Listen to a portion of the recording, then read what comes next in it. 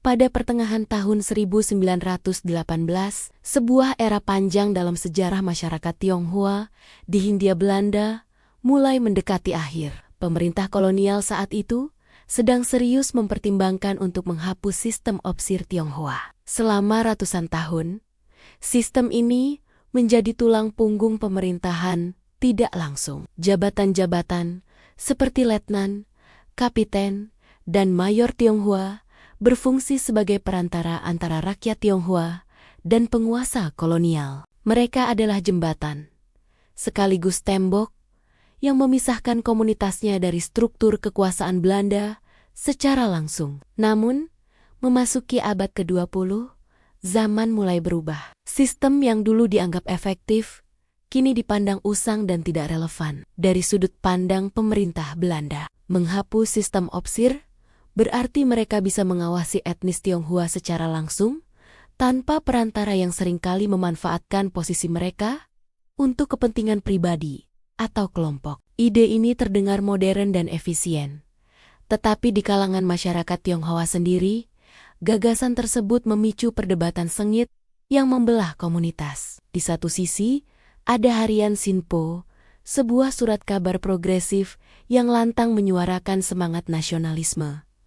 Bagi Sinpo, sistem opsir adalah alat penjajahan. Para opsir dianggap sebagai boneka Belanda yang loyal pada penjajah, bukan pada rakyatnya. Menghapus sistem ini adalah langkah penting untuk membebaskan masyarakat Tionghoa dari kendali kolonial. Namun, di sisi lain, harian perniagaan, yang notabene dimiliki oleh kelompok opsir Tionghoa, menolak keras wacana tersebut. Mereka berargumen bahwa opsir masih sangat dibutuhkan sebagai jembatan komunikasi yang vital. Tanpa mereka, suara komunitas Tionghoa tidak akan sampai ke telinga pemerintah. Pertentangan antara Sinpo dan perniagaan ini bukan sekadar perang media biasa. Ini adalah cerminan dari perpecahan ideologis yang mendalam di kalangan Tionghoa peranakan. Satu kubu menginginkan modernisasi, asimilasi, dan penghapusan struktur feodal. Kubu lainnya,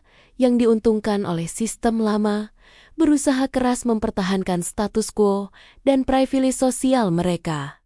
Sinpo pun melancarkan kampanye secara agresif. Mereka tak segan melabeli para opsir sebagai kelompok reaksioner, konservatif, dan kaki tangan Belanda. Tentu saja, pihak opsir tidak tinggal diam.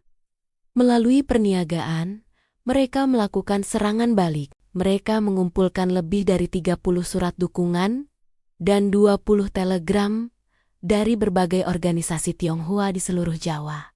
Pesannya jelas, sistem opsir masih penting untuk menjaga keteraturan dan mewakili kepentingan komunitas. Ironisnya, bahkan organisasi yang dikenal modernis seperti Tionghoa Wikoan atau THHK di Batavia pun ikut terbelah. Beberapa petingginya, seperti Mayor Tu Tek Ho, Kapiten Lien Liem, dan Mayor Ho Kim Man, ternyata mendukung keberlangsungan sistem lama. Mengapa? Karena mereka sendiri adalah bagian dari struktur opsir tersebut. Kepentingan pribadi jelas bermain di sini. Di tengah panasnya perdebatan soal sistem opsir, muncul kontroversi besar lainnya yang semakin memperkeruh suasana. Pemerintah Hindia Belanda mengusulkan kebijakan wajib militer yang dikenal sebagai Indi Wirberbar bagi seluruh warga non-Eropa, termasuk etnis Tionghoa. Kebijakan ini sontak ditentang keras oleh kelompok nasionalis Tionghoa yang dipelopori oleh para pimpinan, Sinpo, dan aktivis vokal seperti Ke Hing Chiat. Logika mereka sederhana. Mengapa kami harus mengangkat senjata untuk membela penjajah? Mempersenjatai kaum non-Eropa hanya akan memperkuat cengkeraman kolonialisme Belanda di tanah ini. Penolakan ini membuat tekanan politik semakin memuncak. Pemerintah kolonial tidak suka dengan pembangkangan ini. Mereka mulai melakukan intimidasi, bahkan melarang para pemimpin Tionghoa yang vokal untuk bepergian. Para aktivis Tionghoa ini berharap bisa mendapat dukungan dari tanah leluhur mereka, Tiongkok. Sayangnya, harapan itu pupus. Tiongkok sendiri sedang dilanda kekacauan akibat revolusi dan konflik internal yang berkepanjangan. Mereka tidak punya waktu atau sumber daya untuk membantu saudara-saudaranya di seberang lautan. Menariknya, pada tahun 1917, setahun sebelum wacana penghapusan opsir mengemuka, pemerintah kolonial mengeluarkan kebijakan yang disebut Gleadstelling. Kebijakan ini seolah-olah menawarkan jalan keluar. Orang Tionghoa bisa mengajukan permohonan agar status hukumnya disamakan dengan golongan Eropa. Terdengar bagus, bukan? Tapi tunggu dulu. Syaratnya sangat berat. Pemohon harus fasih berbahasa Belanda, kaya raya, bersedia ikut wajib militer, dan yang paling kontroversial, harus menyatakan secara tertulis bahwa dirinya merasa tidak cocok lagi hidup di kalangan masyarakat Tionghoa. Biaya pengajuannya saja mencapai 1,5 gulden, jumlah yang sangat besar pada masa itu. Akibatnya, hanya segelintir orang yang mampu dan mau melakukannya. Mereka yang berhasil mendapatkan status Eropa ini, kemudian mendapat julukan sinis dari sesama. Tionghoa, Belanda Touwenfoa, atau Belanda setengah 30 rupiah, julukan ini adalah sindiran sosial yang tajam.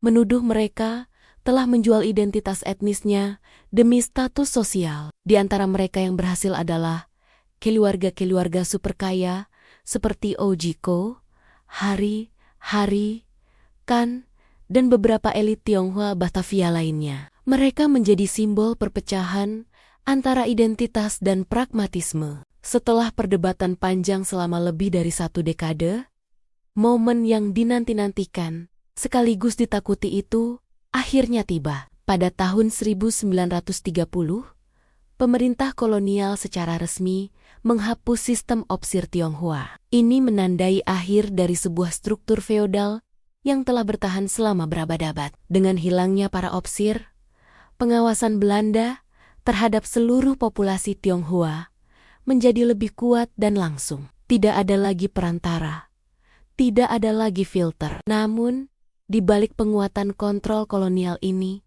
terjadi sesuatu yang tidak terduga. Penghapusan sistem opsir justru menjadi titik balik yang melahirkan kesadaran nasional di kalangan Tionghoa peranakan. Tanpa sistem lama yang mengikat mereka, banyak dari mereka yang tercerahkan secara politik mulai mencari wadah perjuangan baru. Mereka tidak lagi melihat diri mereka hanya sebagai komunitas Tionghoa, tetapi sebagai bagian dari sebuah bangsa yang sedang berjuang untuk merdeka. Mereka mulai bergabung dengan gerakan-gerakan kebangsaan pribumi seperti Sarekat Islam, Indische Partij, hingga ISDV yang berhaluan sosialis. Tentu saja, pemerintah kolonial menjadi waspada. Bangkitnya kesadaran politik kaum peranakan ini mereka lihat sebagai ancaman baru bagi stabilitas Hindia Belanda. Paradoksnya, untuk meredam gejolak ini, mereka justru mulai melonggarkan kebijakan diskriminatif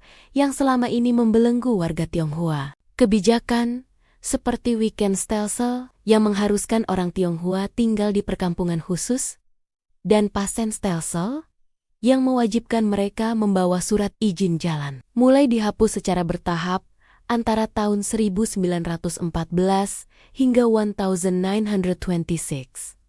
Untuk pertama kalinya, setelah ratusan tahun terkekang, warga Tionghoa bisa berjalan bebas di jalan-jalan kota besar seperti Batavia, Semarang, dan Surabaya, tanpa harus takut ditanyai surat izin. Ruang gerak sosial mereka menjadi lebih luas, membuka jalan bagi interaksi yang lebih cair dengan kelompok etnis lainnya. Dari polemik di surat kabar, perebutan pengaruh antar elit, hingga penghapusan jabatan feodal, sejarah ini menunjukkan sebuah proses yang kompleks, sebuah perjalanan panjang masyarakat Tionghoa peranakan menuju kesadaran modern dan identitas kebangsaan. Mereka yang dulu hanya menjadi objek yang diatur oleh kolonial, kini mulai belajar menjadi subjek yang menentukan nasibnya sendiri. Ini adalah kisah transformasi dari menjadi perantara kekuasaan menuju bagian tak terpisahkan dari sebuah bangsa yang merdeka. Tetap simak channel Global Nexus 2.0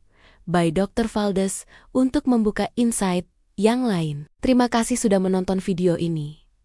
Jangan lupa untuk like, komen, dan subscribe. Tulis pendapat Anda di kolom komentar. Kita berdiskusi untuk saling memperkaya wawasan. Sampai jumpa di file selanjutnya.